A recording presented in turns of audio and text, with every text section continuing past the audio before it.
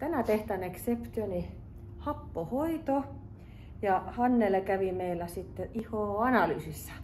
Ja sieltä hänellä oli todella hyvä kosteus, tuli sieltä, ei juonteita, mitä tarvisi. Että vähän oli semmoista seka-iho hänellä pikkasen. Ja vähän pigmentaatiospotteja, vähän mikä tietysti iän mukaan tulee, niin tehdään sitten sen perusteella hänelle tänään White Peel, eli kirkastava, heleyttävä happohoito, niin saatan iho vähän liikkeelle. Ja tehdään tämmönen opetusvideo vähän tästä sitten, eli tämän hänelle sitten valitsin.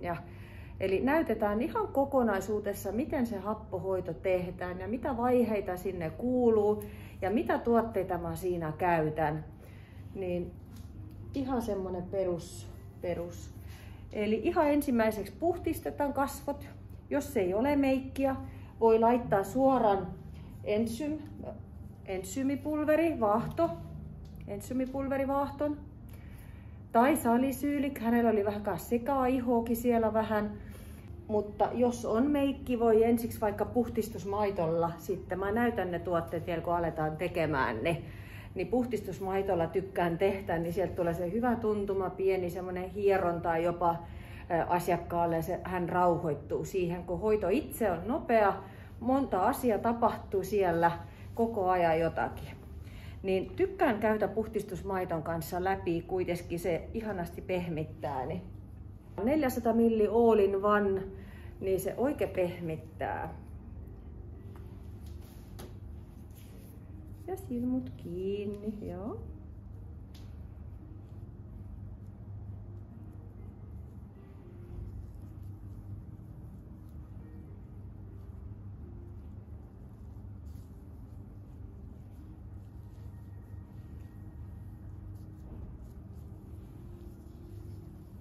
Myös kaula hoitetaan. Jotkut erikseen myös kaula- ja dekolleté-alueen sitten vielä voi käsitellä, jos haluaa. Mutta tässä videossa käsitellään nyt kasvot ja kaula-alueita. Että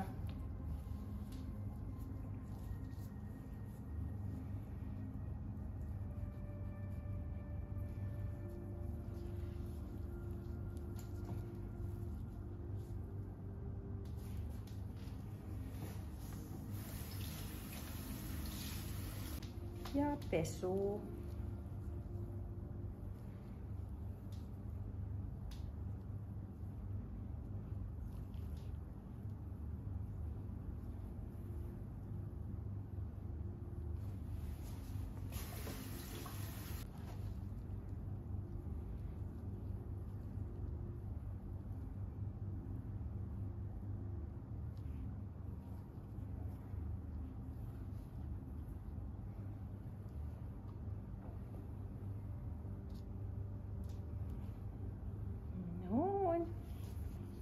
Seuraavaksi tehdään vaahto. Eli ensymaattinen vaahto, tosiaan näytettiinkin sitä jo.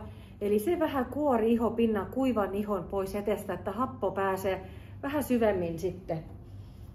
Ihan pikkasen laitetaan tämän pohjalle pulveria. Niin se on todella ekologista.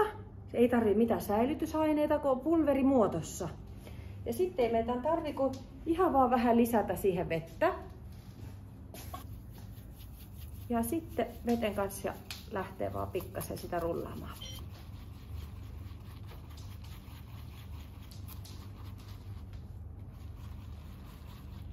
Saatan vähän vaahto siitä. Ihana tämmöstä. Ja sitten asetella se iholle, et ei hierota sitä mitenkään, vaan vähän asetella, se tuntui kivalle, kun se kuplii siellä koko ajan sitten ja tekee sitä työtä. Virallisesti ei tarvi antaa mitenkään vaikuttaa sen, mutta itse tykkään, että tässä on hyvä hetki käydä tekemässä naamio valmiiksi.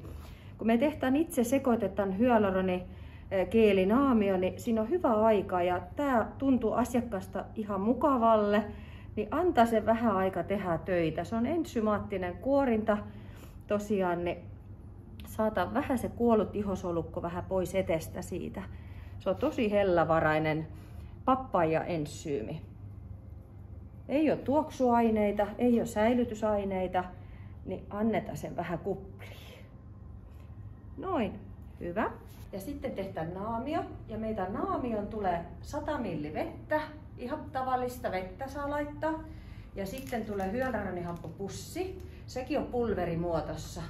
Niin se on kans taas ekologista, ei tarvi säilytysaineita lainkaan. Ja tämä se kone alkaa pyörittää ja lämmittää se 70-asteiseksi. Ja sitten se sulaa sinne joukkoon. Ja sen jälkeen me kaatetaan seos tähän naamion muottiin. Ja voidaan viedä jopa jääkaappiin, saatan parempi efekti. Ei tarvi, mutta se on aina kivemman tuntuista. Ja sitten kun se kone on valmis, siinä kohtaa me voidaan vähän sit miettiä, että me voidaan itse sekoittaa siihen joukkoon seerumia, että mikä on se iho-ongelma. Me pystytään itse räätälöimään se naamio siihen ongelmaan, että mitä tarvitaan, mutta siitä kohta lisää sitten. Eli avataan, laitetaan 100 ml vettä. Sitten vähän sekaisin.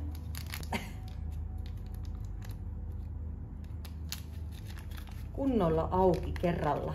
Ja aika sillä tasaisesti se täytyy sinne saada, ettei pikkuhiljaa tiputtele sitä, vaan aika sillä nopeasti. Tässä on kone ja kerran painetaan sitä nappia, niin se menee päälle punaisella.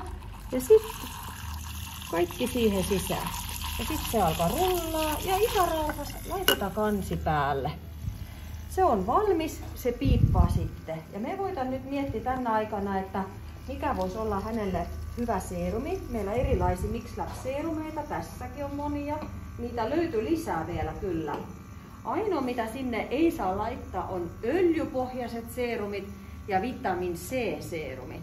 Vitamin C on sen verran hapainen, että se rikkoo sen koostumuksen ja öljy myös. Mutta aikuisella naisella, kun on kysymys, niin ajattelin laittaa peptidejä. Sitten kun on valmis, voidaan laittaa maksimissa 2 pipettillistä. Itse käytän noin pipettillisen seerumia. Ja nyt piippas. Otetaan tästä, se höyrytään, se on kuuma. Ja sitten pipettillinen esimerkiksi.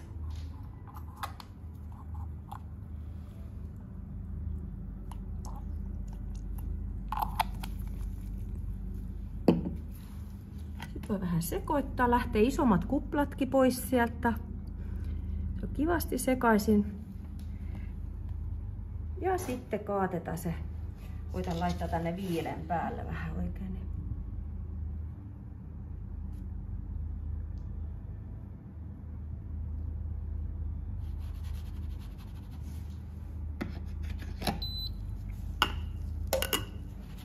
Vähän aikaa joutuu odottaa, kun mä haluan viedä se jääkaappi, että se vähän jähmettyy, niin mä saan sen sitten toimitettu sinne jääkaappiin. Pieni hetki menee, niin odotellaan. Mä vähän liikuttelen sitä, niin mä näen, että se on vähän niin kuin hyytelö. Että sit se ei enää, niin kuin ne kuplat ei liiku niin paljon siinä, että se ei kaatu, vaan sen näkee, että se alkaa olla semmoinen hyytelömäinen vähän. Niin sen takia mä teen tämmöistä liiket vähän ja vähän viilemmän päälle. Muutama kun lentää lattialle, sen jälkeen tietää se oikein. Mutta nyt se näyttää aika hyvältä, että ne ei enää niinku liiku niin paljon siellä ne kuplat. Niin. Sitten vaan tää on aika lämmin kuitenkin, mutta ihan saa kätellä ottaa alhaalta kiinni ja kuskataan se sitten jääkaappiin.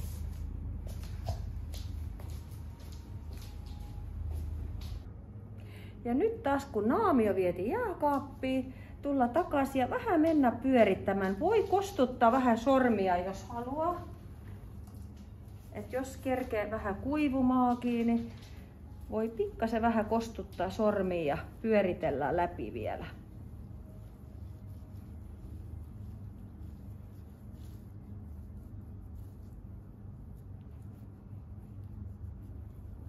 Tämä on erittäin hellävarainen kuorinta, ensymaattinen kuorinta.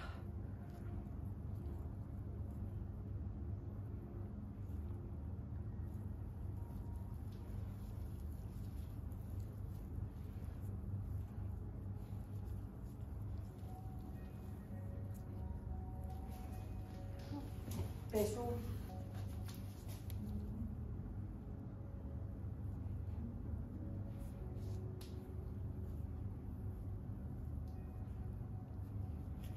ensiksi vähän isommat pois ja sitten vielä uudestaan.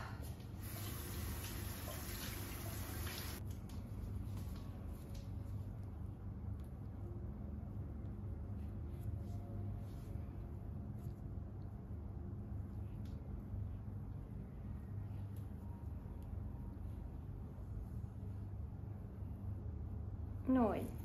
Nyt tää on sitten valmis happohoito varten. Ja meillä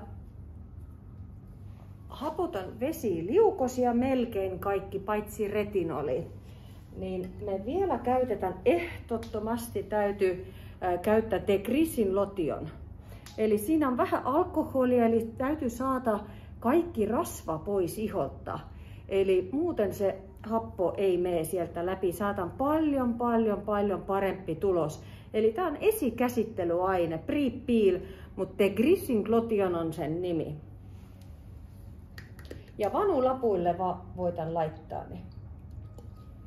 Eli ihan vanulapulle ja käytän läpi. Jos on tosi kuiva iho, se voi vaikka jopa vähän kirvellä, niin mä varoitan vähän asiakasta. Mutta harvemmin. Mutta se kertoo mulle, että se iho on niin kuiva, että se on jopa rikki melkein. Niin se on tärkeä tieto vaan.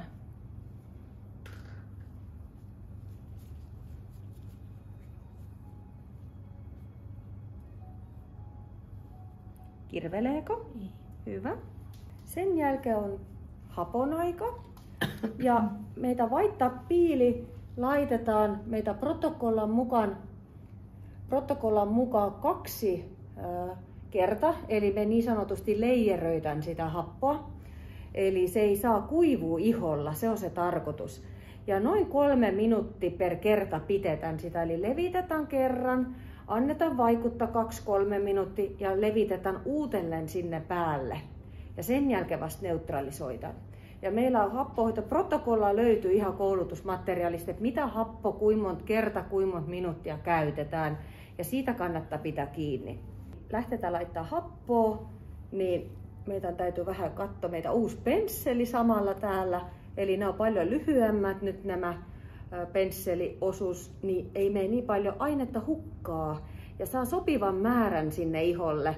Kun meillä on vesiliukonen kuitenkin, niin saa sitten nätimmin kauniimmin laitettu. Ja niitä sitten kerrostetaan, niitä meitä happoja. Eli White Tub Peel, mitä käytetään, on 2 kierrosta ja aina siinä välissä 3 minuuttia odotellaan. Ja ne on kaikki meillä koulutusmateriaalissa. Aloitan yleensä poskesta.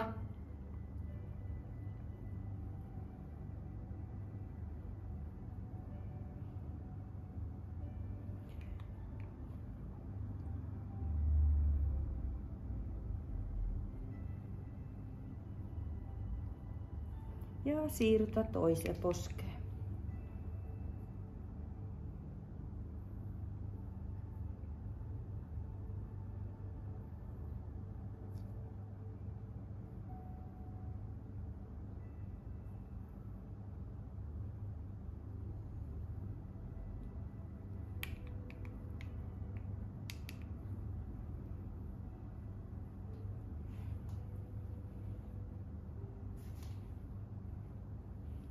Ja sitten odotetaan 2-3 minuuttia. Niin tärkeää, että happo ei saa niiden välissä kuivu, eli iho ei saa kuivu. Se täytyy olla kosteena. Niin se on tärkeää, jos kuivu se hapon toiminta loppuu, niin sen takia me kerrostetaan toinen toisen päälle. Eli odotellaan, ei pestää pois, vaan suoraan laitetaan vielä toinen kerros. Ja sitten 3 minuuttia kun on mennyt, edelleen se sama happo täällä ja me tullaan ja kerrostetaan uusi kerros tänne päälle. Että se pysyy kosteena siinä. Täällä onkin vähän alkaa kuivamaan, niin hyvä kun saatan vähän lisää. Eli sitä tarvii seurata sitten aina.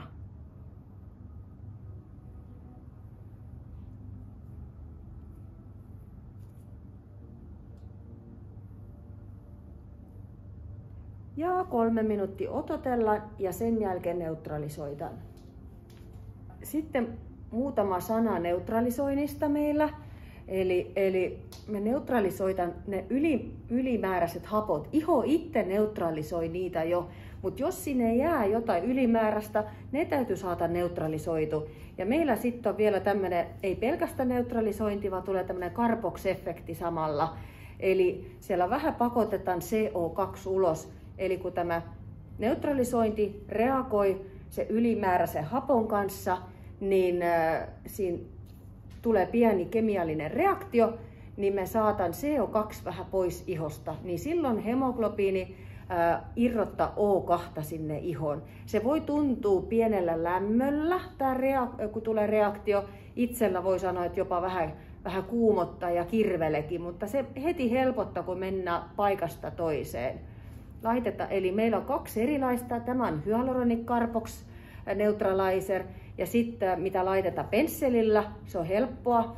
Ja toinen on sitten suihkutettava Carbox Neutralizer. Vähän riippuu kummasta itse tykkää enemmän. Ja sitten mennään viemään. Vähän käännän. Pieni valkoinen vaahto tuleekin. Kuumottaako? Joo, se tulee itse asiassa aika paljonkin. Se on vähän pieni. Ja vähän käännän.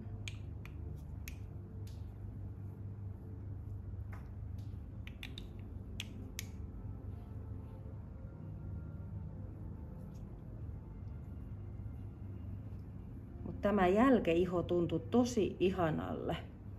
Että siellä on jotakin tapahtunut, se on semmoinen eloisaa.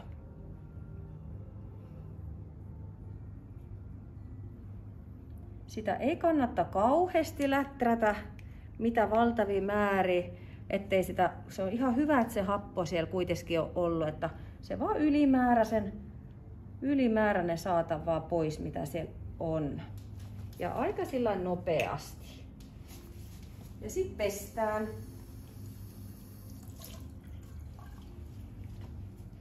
Ja vähän voi käydä läpi, että varmistetaan, että kaikki paikat on varmasti käyty.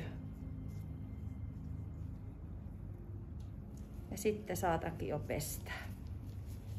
Mä otan aina ensiksi silmät, varmistan tästä.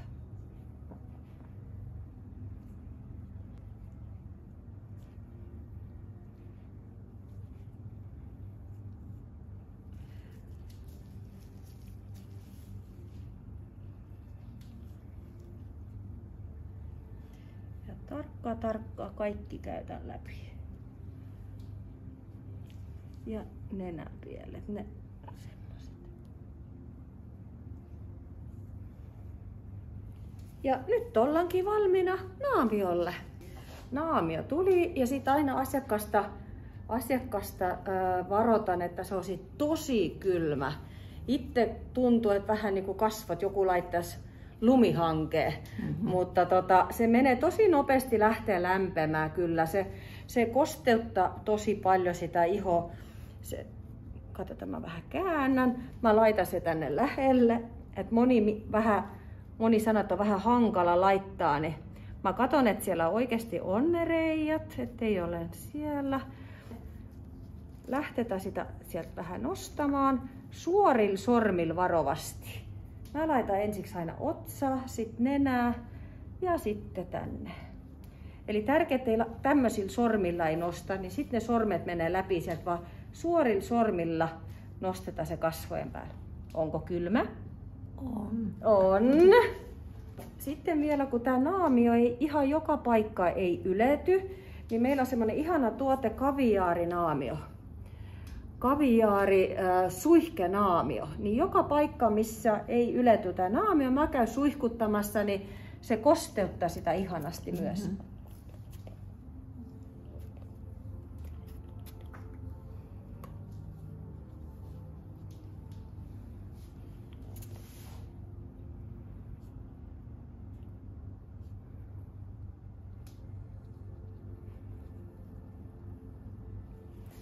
Ja se saa vaikuttaa se naamio noin 5-10 minuuttia, ei sen enempää.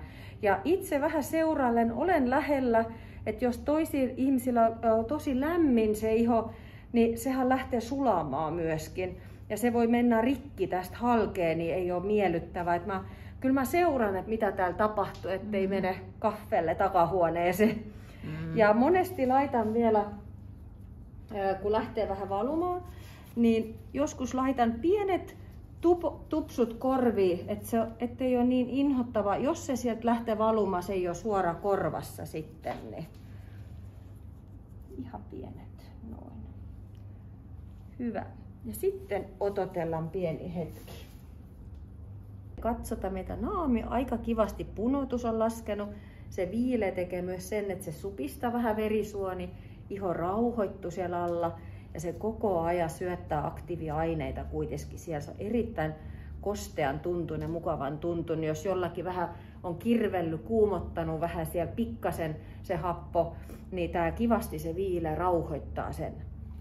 Niin sit napataan kiinni ja saatan yhtenä palasena se pois tästä ja asiakkaan pyytän vähän pitää silmi kiinni vielä. Kun sille vähän voi sulaa sitä, niin ei se välttämättä kirvele, mutta mä tykkään kuitenkin käytä silmät läpi. Eli puhtalla vetellä vaan ne vähän ylimääräiset otan pois.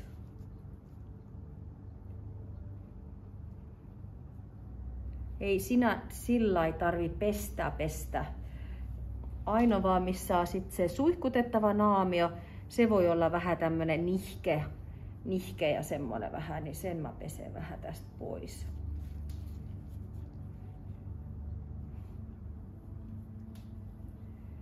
Otetaan tupsut pois korvista. Ja sen jälkeen on silmän ympärysvoite. Eli meillä on tämmönen uusi. Voite on vanha, mutta uutes tuubissa. Siinä on ihana tämmönen kotihoitotuote, missä on semmonen viileä pää, millä voi levittää. Niin se on vähän uusi meillä sitten, että on omanlainen pakkaus tässä. Ja tästä sitten tulee pieni.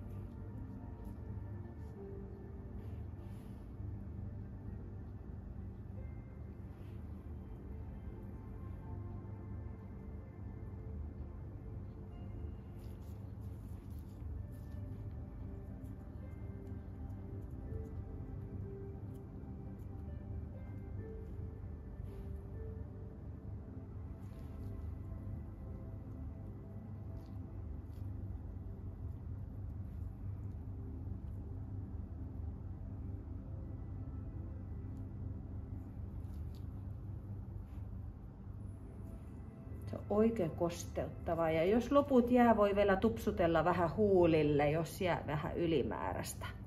Ja happohoitos loppuvoitena me käytetään aina korjausvoiteita.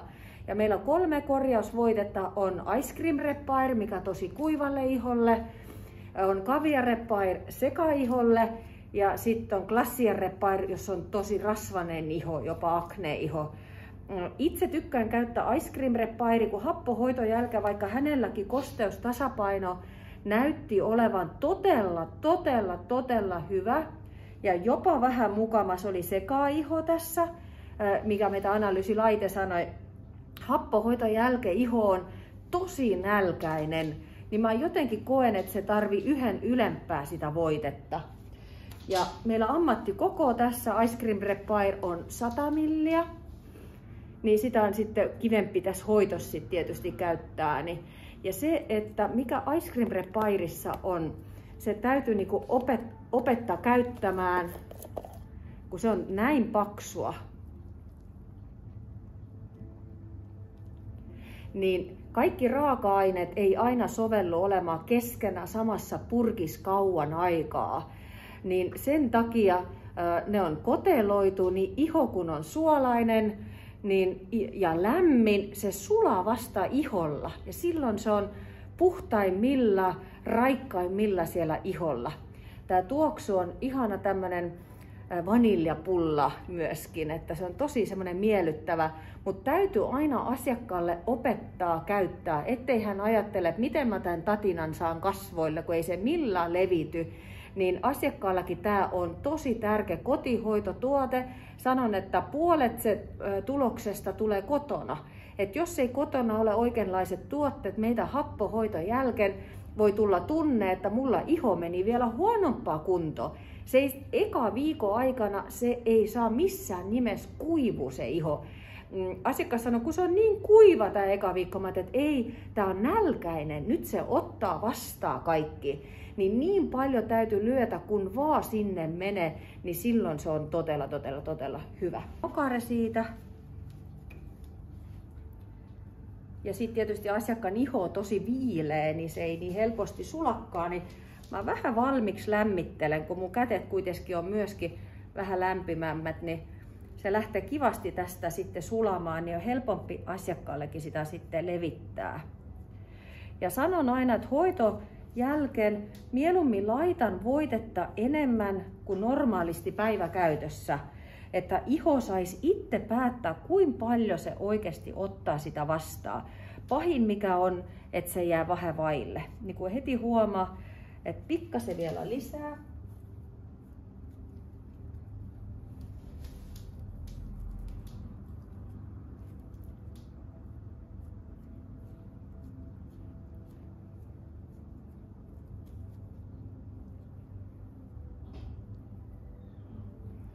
Ja alussa vähän iho viile, se voi tuntua vähän sillä vähän kitka siinä iholla, mutta sitten se lähtee sieltä kyllä sulamaan jo.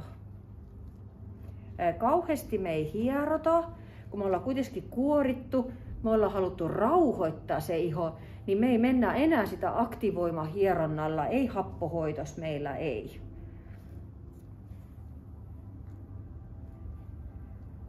Et iho on muutenkin saanut nyt vähän selkääs, niin annetaan sen olla ihan rauhoittuu siellä.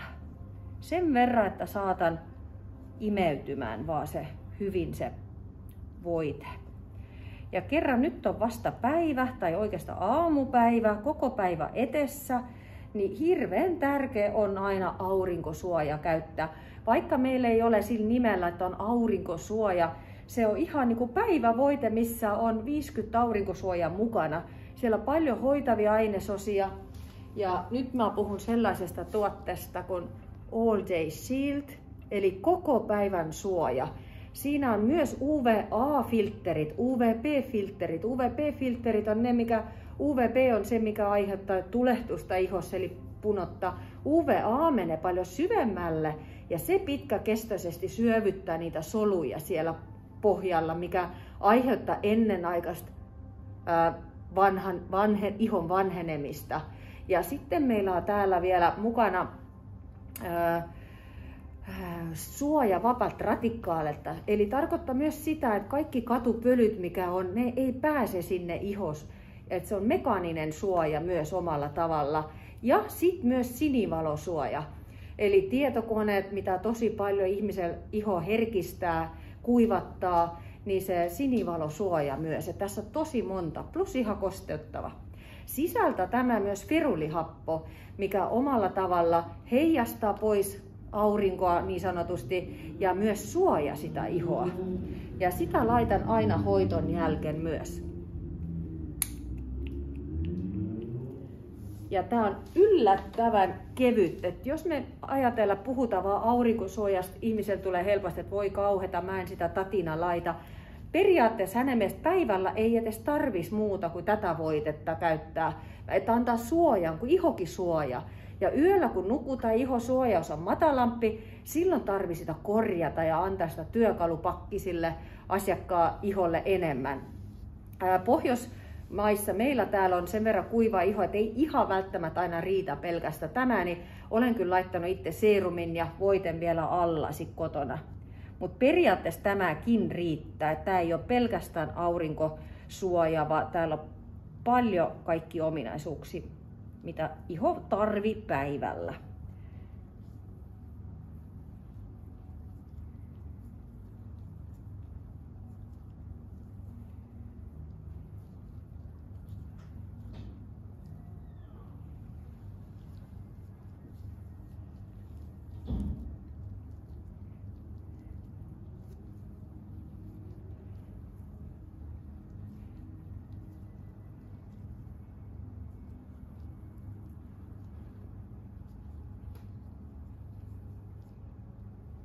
vähän asettelen sen paikalle, mutta en jää kovasti hieromaan mistään kohtaa. Niin. Ja sitten kun menee vartti eteenpäin, vaikka se tuntuu iho aika välillä toisin vaikka tahmelle, vaikka iho tuntuu vähän tahmelle, niin menee vartti eteenpäin, niin se on todella hyvän tuntunen. Ei ole enää nihkeä eikä mitenkään, ne tuotteet imeytyy tosi hyvin. Sitten meitä hoito on valmis. Hyvä. Kiitos. Kiitos.